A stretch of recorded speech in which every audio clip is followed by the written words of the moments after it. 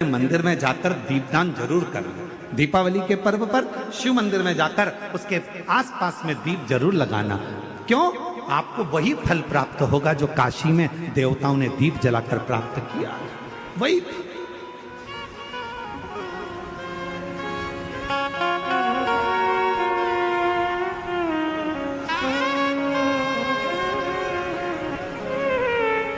भगवान शंकर की विरल भक्ति को धारण,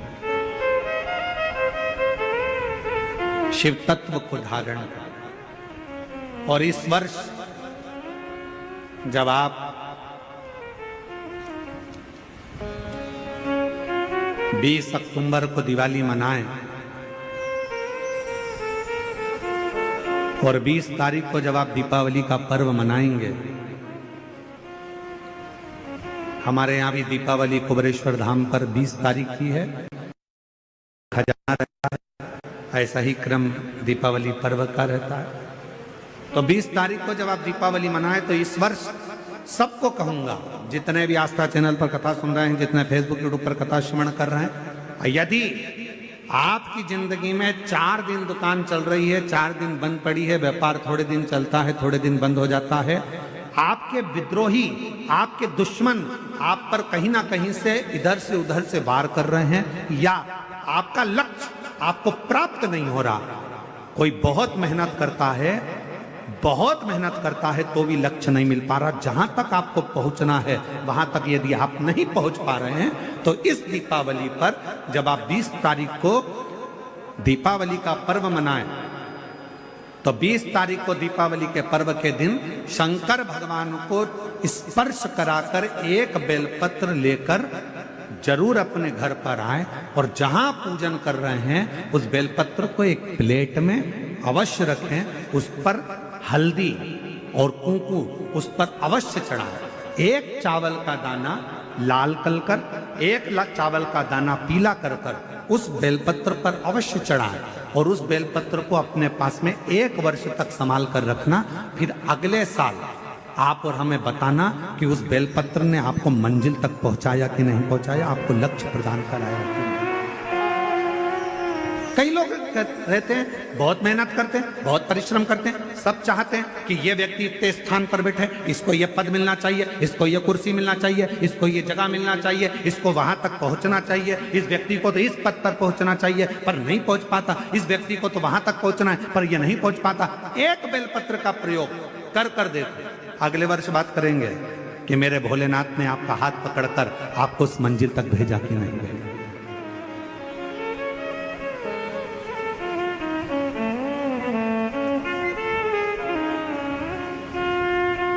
कई व्यापारी, कई किसान कह देते हैं, अरे गुरुजी हमारी फसल पिट गई, अब की बार हमारी जो पिक थी वो पूरी की पूरी पिट गई, हमारा पानी ने बेकार कर दिया, हमारा इसने बेकार कर दिया, हमारा उसने बेकार कर दिया।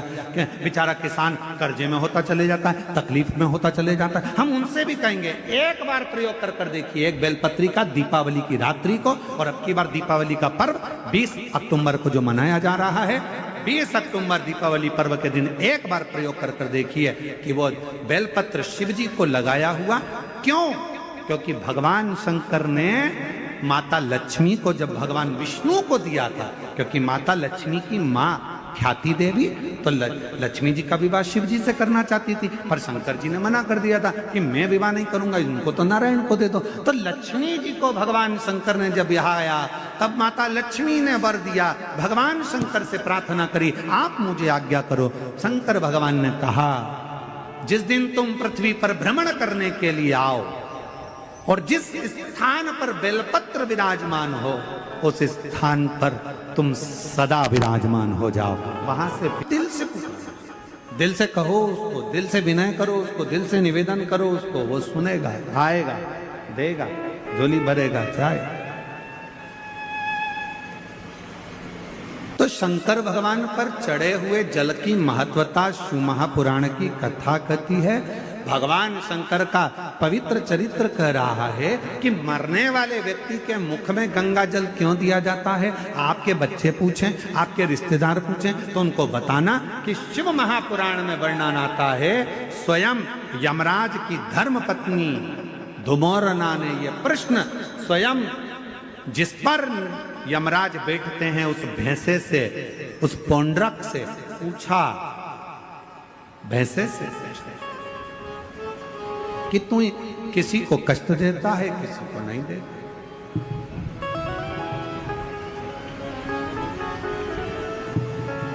किसी को तो तू अच्छे से लेकर जाता है और किसी को रुला रुला कर लेकर जाता है। बात क्या?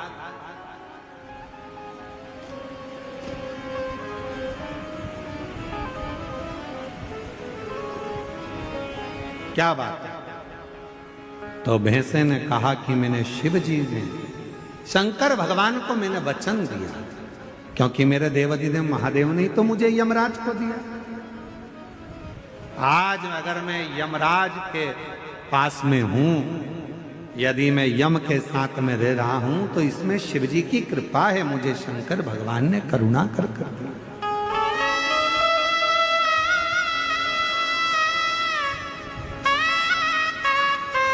ये शिव की उदारता से मुझे मिला। इसलिए हमारे सनातन धर्म में आज भी नियम है, ये गंगा का जो जल है वो भगवान शंकर का चढ़ा हुआ जल है, शिव के ऊपर से चढ़कर नीचे आ। कई लोग हमारा बहुत विरोध जब करते हैं तो विरोध में कह देते हैं कि शिव जी पे चढ़ा हुआ जल मत पियो। सियोर वाले महाराज ने बताया पियो, और ये कहता है मत पियो।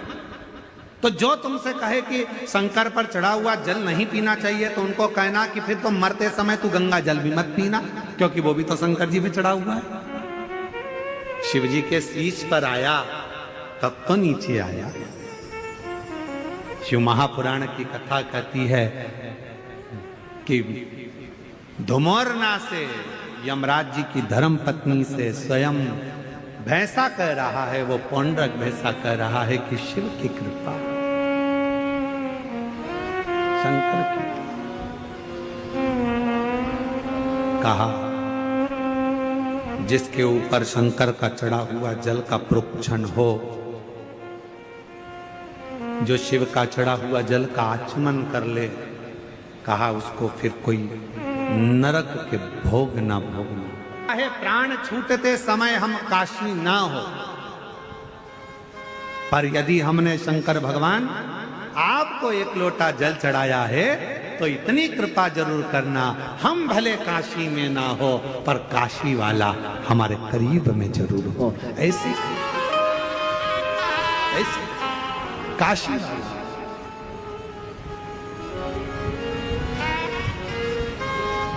ये कृपा करना, ये करुणा करना, ये दया करना।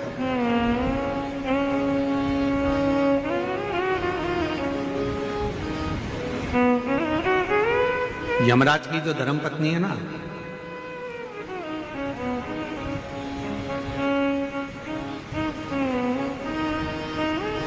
ये शिव की बड़ी उपासक है।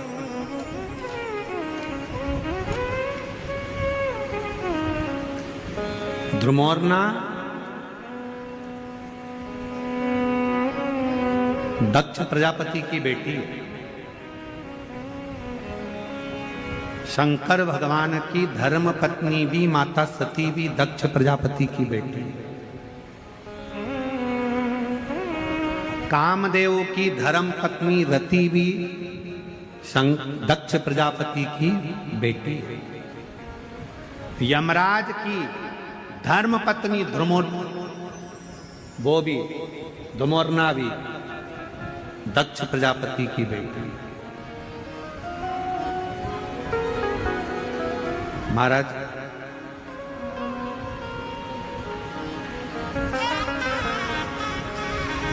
एक कथा बड़ी अच्छी आती है धुमोरना के विवाह की। बड़ा सुंदर प्रसंग आता है कि ध्रुमोरना ने ध्रुमोरना ने अपने पिता दक्ष प्रजापति से निवेदन करा, और ध्रुमोरना ने अपने पिताजी से निवेदन करा कि मेरा जो हाँ विवाह करो जो मृत्यु को जीत ले,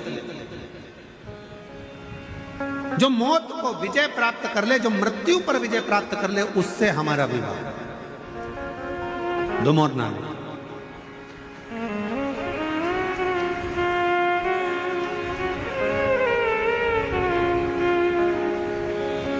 अपने पिताजी से कह रही है धुमोरना, दक्ष प्रजापति से कह रही है धुमोरना, कैसी कृपा करिए, हमारा विवाह वहां हो जो मृत्यु पर विजय प्राप्त कर ले।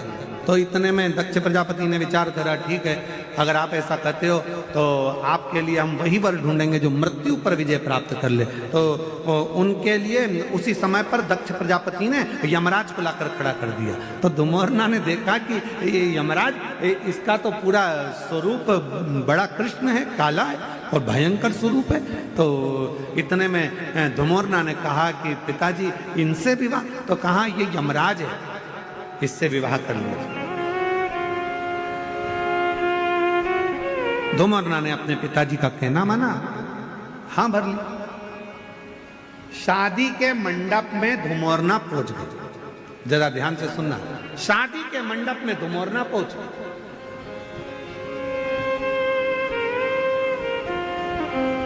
और शादी के मंडप में जैसे धुमोरना पहुंची, यमराज बाजू में पास में आकर बैठा और यमराज से धुमोरना ने मुस्कुराकर कहा कि आज मुझे बड़ी प्रसन्नता हो रही है कि मुझे जो पति मिला है वो मृत्यु पर विजय प्राप्त करने वाला है, मृत्यु पर विजय। इतने में तुरंत यमराज ने कहा, धुमोरना तुम्हें गलतफहमी हो रही है, मैं मृत्यु पर विजय प्राप्त नहीं करता हूं, मैं सत्ता पर धुमोरना मृत्यु पर तो केवल एक है जो विजय प्राप्त कर सकते हैं, पर उनका विवाह माता सती के साथ, तुम्हारी बहन के साथ हो चुका है और वो देव अधिदेव महादेव हैं जो मृत्यु पर विजय प्राप्त कर ले।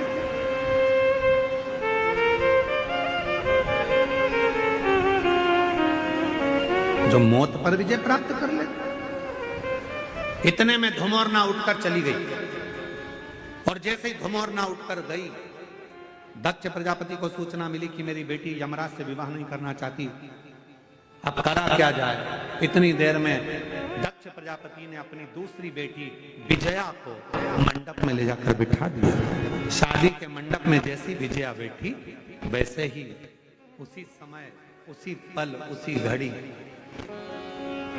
सती ने धुमोरना से पूछा कि बहन क्या बात है, तेरी शादी हो रही है, दूल्हा भी अच्छा है, वर अच्छा है, सब कुछ ठीक है, फिर तू शादी क्यों नहीं करना चाहती। धुमोरना ने कहा, मैंने अपने पिता दक्ष प्रजापति से वर मांगा था कि मेरा विवाह हो तो उसके साथ हो जो मृत्यु पर विजय प्राप्त कर ले, पर मेरे पिताजी तो विवाह कर रहे हैं जो मृत्यु की दंड देता है, मृत्यु की सजा देता है, उस यमराज से विवाह कर रहे हैं जो मौत देता है।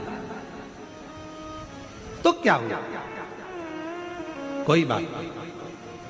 सती ने कहा कि तू चिंता मत कर धुमोरना, तू चाहती है कि मृत्यु पे विजय प्राप्त करने वाले से तू विवाह करे, तू उससे विवाह तो नहीं कर सकती क्योंकि तेरी बहन सती का विवाह देव अधिदेव महादेव से मृत्यु पर विजय प्राप्त करने वाले से हुआ है।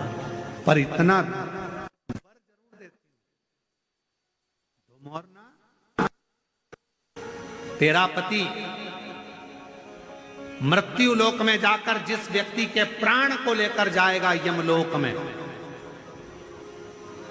उस समय पर जिसके प्राण छूट रहे होंगे उसके मुख से यदि शिव का नाम निकल गया तो धुमोरना उसी क्षण तुझे शंकर का दर्शन हर पल हर घड़ी होता है, हर पल। और उसका वर क्या प्राप्त होगा, उसका फल क्या प्राप्त होगा। शिव महापुराण की कथा कहती है, श्री शिवाय नमस्तुभ्यम, ओम नमः शिवाय, ओम ओम नमः शिवाय, ओम नमः। श्री शिवाय नमस्तुभ्यम बोलने वाला, ओम नमः शिवाय बोलने वाला, हर हर महादेव बोलने वाला, बोल बम का नारा है, बाबा है सहारा है, ऐसे उच्चारण करने वाला, शिव तत्व को गुंजायमान करने वाला, शंकर के नाम को लेने वाला जब अपने प्राणों को छोड़ता है और उसके मुख से यदि भूलवश भी शिव का नाम निकल जाता है तो धुमोरना शिव जी का दर्शन करती है और यमराज से प्रार्थना करती है, आप इस जीव को जब लेकर आओ तो नरक लेकर मत जाना, इसको बैकुंठ छोड़कर आना, वहां देवता इंतजार कर,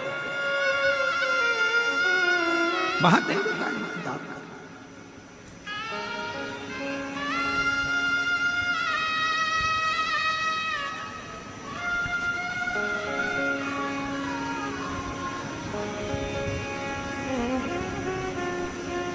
इसलिए आप लोगों से, हम आप लोगों से बार बार कहते हैं, अपने घर के दरवाजे पर लिख दो श्री शिवाय नमस्तुभ्यम, दीपावली पर स्टिकर चिपका दो श्री शिवाय नमस्तुभ्यम, दरवाजे पर बंदरवाल बांध दो श्री शिवाय नमस्तुभ्यम। अगर कोई दरवाजे के सामने से निकल कर जा रहा होगा और मान लो उसका समय भी आ गया होगा, प्राण छूटने का भी समय आ गया होगा, तो दरवाजे पर